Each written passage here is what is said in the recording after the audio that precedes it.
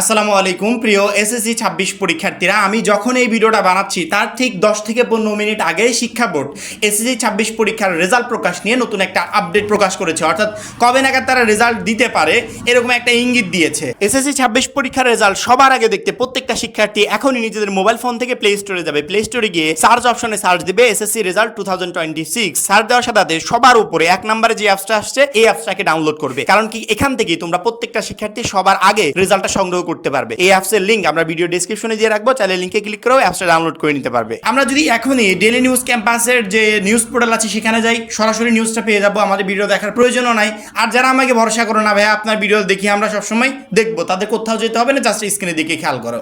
Daily news ক্যাম্পাসে নিউজটা এই মুহূর্তে উপরে দেখতে পাচ্ছ। এসএসসির ফল প্রকাশ কবে যা বলছে আন্তঃশিক্ষা বোর্ড। এখানে তারা বলছে চলতি বছরের এসএসসি সমান পরীক্ষার ফল প্রকাশের প্রস্তুতি প্রায় শেষ পর্যায়ে। অর্থাৎ আমাদের যে 5 দিন সময় নিয়েছিল, 4 থেকে 5 দিন, সেই টাইমটাও প্রায় শেষ পর্যায়ে এবং তাদের রেজাল্ট প্রস্তুতির কাজও প্রায় শেষ পর্যায়ে।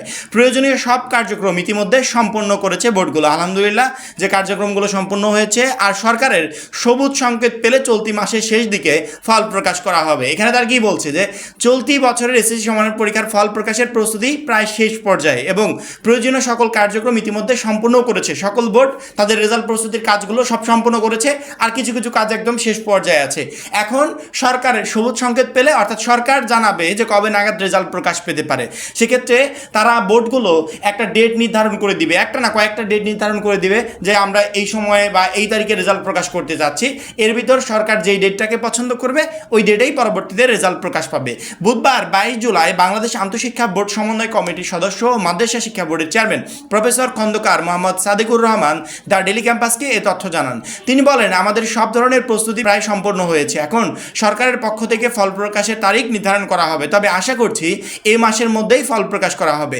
বোর্ড সূত্রে জানা গেছে ফল প্রকাশের জন্য ট্যাবুলেশন, যাচাই বাছাই সহ অন্যান্য কারিগরি কাজ শেষ পর্যায়ে রয়েছে। এসব কার্যক্রম শেষ হওয়ার পর শিক্ষা মন্ত্রণালয়ের অনুমোদন সাপেক্ষে ফল প্রকাশের তারিখ নির্ধারণ করা হবে। অর্থাৎ আমাদের ফলাফল রেডির কাজ প্রায় লাস্ট পর্যায়ে, একদম শেষের দিকে বলা চলে। সেক্ষেত্রে শিক্ষা বোর্ড আমার মনে হয় না যে আর বেশি লেট করবে। অর্থাৎ তারা যে বারবার করে বলছে যে একদম শেষ পর্যায়ে, অর্থাৎ 30 তারিখে 29 তারিখে এরকম তারিখে রেজাল্ট প্রকাশ করবে।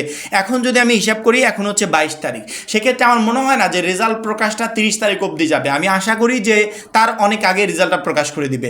যদি রেজাল্ট রেডি হয়ে থাকে তাহলে তো বোর্ড লেট করবে না, বোর্ড খুব দ্রুত রেজাল্ট প্রকাশ করে দিবে। কারণ কি রেজাল্ট প্রকাশের পর বোর্ড চ্যালেঞ্জের কার্যক্রম আছে, কলেজ ভর্তি আছে। কলেজ ভর্তির ক্ষেত্রে তো আর প্রায় ধরতে গেলে 1 মাস সময় কেটে যায়, ওদিকে আবেদন করতে হয়, অপেক্ষা করতে হয় রেজাল্টে, তারপরে কয়েক ধাপে আবার কলেজ ভর্তি শুরু হয়, প্রায় 1 মাস সময় কেটে যায়। তো এই টোটাল সময়টা তো আর বোর্ড বসে থাকবে না।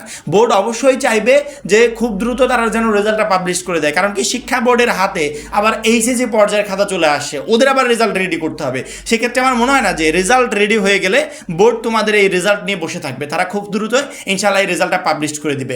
একদমই টেনশন করবে না, রেজাল্ট খারাপ হবে কি ভালো হবে সব কিছু আসলে মানে পরীক্ষা তো আমরা দিয়েছি, তারপরেও কিছু ভাগ্যের কিছু কাজ থাকে, যে ভাগ্য যদি ভালো থাকে আর যদি আমার পরিশ্রমটা সার্থক হয় সেক্ষেত্রে রেজাল্টটা অবশ্যই ভালো হবে।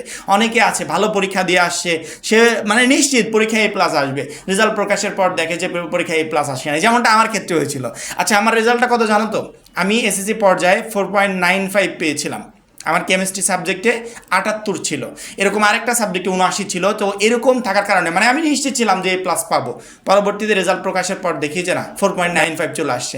মানে আমি তো সামনে বসেছিলাম, আমার খাতা দেখে যারা আমার হেল্প নিয়ে এক্সাম দিয়েছিল ওরা লাস্ট পর্যায়ে A+ পেয়ে গেল, কিন্তু আমার A+টা মিস হলো। মানে পড়াশোনা ভালো করেছি, পরীক্ষা ভালো দিয়েছি, সব কিছুর ঊর্ধ্বে গিয়েও ভাগ্য একটু সহায় থাকতে হয়। যদি ভাগ্য সহায় না থাকে তাহলে আসলে কোনো কিছুই হয় না। তো এটা নিয়ে আসলে মন খারাপ করার কিছু নেই, তোমাদের ভিতর অনেকের সাথেই এরকম হবে। তো মন খারাপ না করে পরবর্তী কার্যক্রমগুলো কি করা যায় সেই দিকে ফোকাস রাখতে হবে।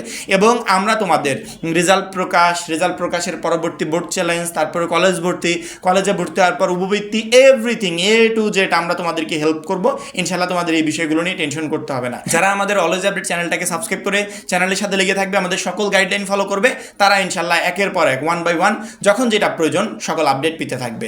আশা করি প্রত্যেকটা শিক্ষার্থী বুঝতে পেরেছো। এখন এই পর্যন্তই। পরবর্তী গুরুত্বপূর্ণ আপডেটের জন্য অবশ্যই চ্যানেলটাকে সাবস্ক্রাইব করে রাখবে। সবাই ভালো থাকবে, সুস্থ থাকবে। আল্লাহ হাফেজ।